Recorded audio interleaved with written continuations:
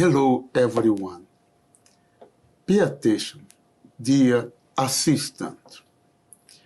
There is no way in which God could choose someone unless he has a project, a plan for that person, a purpose for that person. He doesn't call anybody in vain. And perhaps because you don't have this understanding, you are getting tired, getting embarrassed, or discouraged to serve God. And because of that, there are many who were among us, and they are not anymore.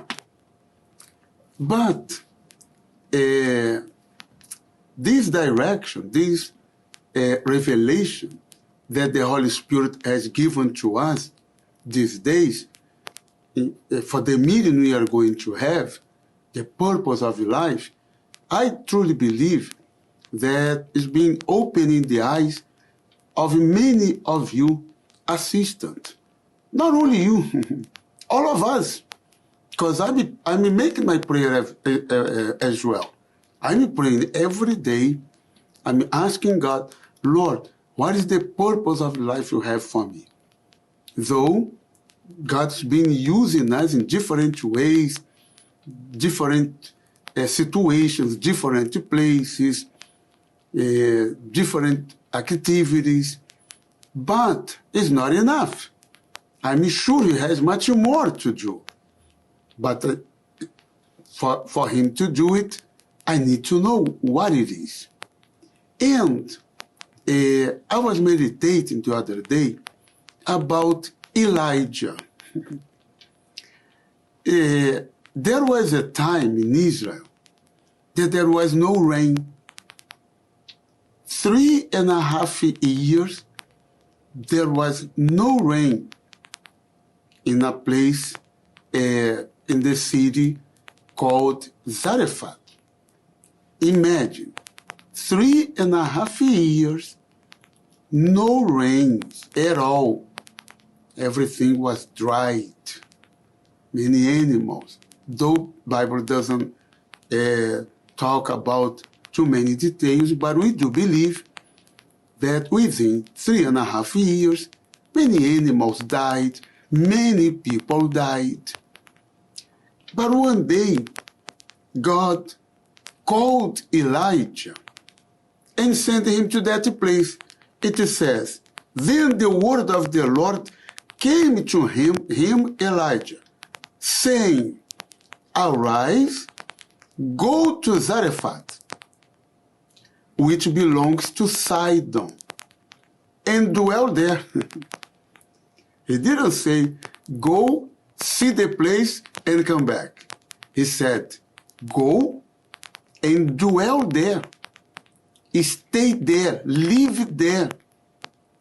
So how could God send His servant to a place where many people were dying, people were starving, no water, 3.5 years without it raining. There was no water, no future, no nothing.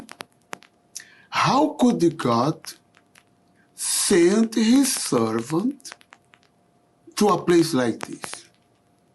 Doesn't make sense. But God doesn't do anything without a purpose.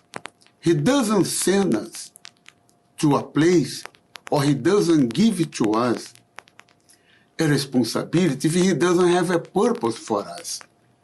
And this is what many who are serving Him don't understand. And because they don't understand, when they are moved to one place to another, when they are given a responsibility, they criticize the pastor. They say, well, but what? I think this pastor has something against me. Why is he telling me? As we spoke in the last meeting, there are assistants when they are called. It's you are going to to be in the CBC. They say, but CBC, why me? Well, I'm not a volunteer. Then they come up with a lot of crazy things, showing that they are not prepared to do the will of God. They are ready to do their personal will. So, this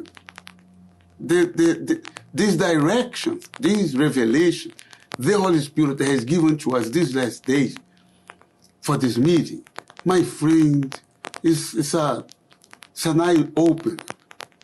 It has been opening not the physical eyes, but the eyes of our mind, of our understanding, because it's helping you to understand why you're called, why you're chosen. It's much more than just giving out newspaper outside or wear a uniform or clean up the church or clean up the altar. Much more than that. God has a purpose of your life for you. That's why he has called you.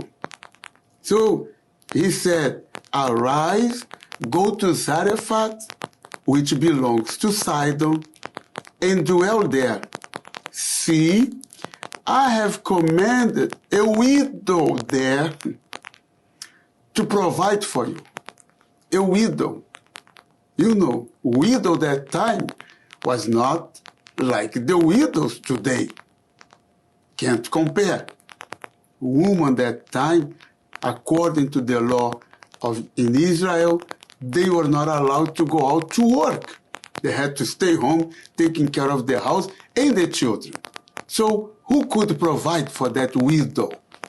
But God sent Elijah, his servant, to her house for her to provide for him. I'm not going to read the whole story because I believe you know the story. So he went to a widow's house.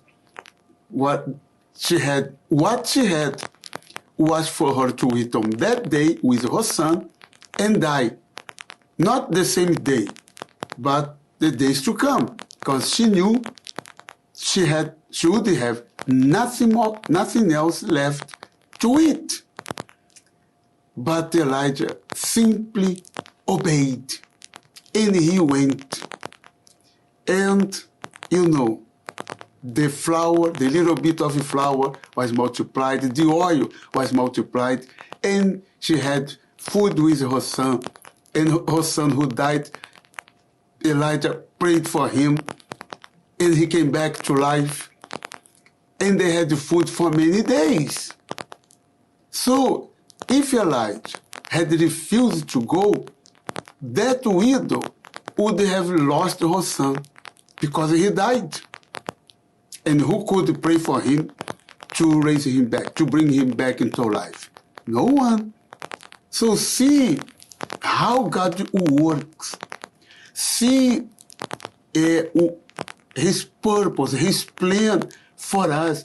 God, when he calls us, he calls for a reason. He knows ahead of us what is going to happen, what he's going to do. So be ready, make yourself available. Whenever you pray, say, Lord, I'm ready for your purpose. Here I am, Lord.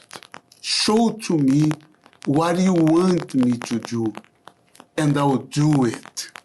All right? So I'm sharing this message with you to help you, to bless you, to make you understand the importance of being ready to follow the purpose God has for your life. All right? God bless you. Make sure watch this message again if you need, and share. You can share this message with that disciple, that person you are taking care of, you are working with, the candidate. You know someone who is a candidate to serve God, to be an assistant, collaborator. Feel free to share this message with them. All right? We'll be back soon. God bless you.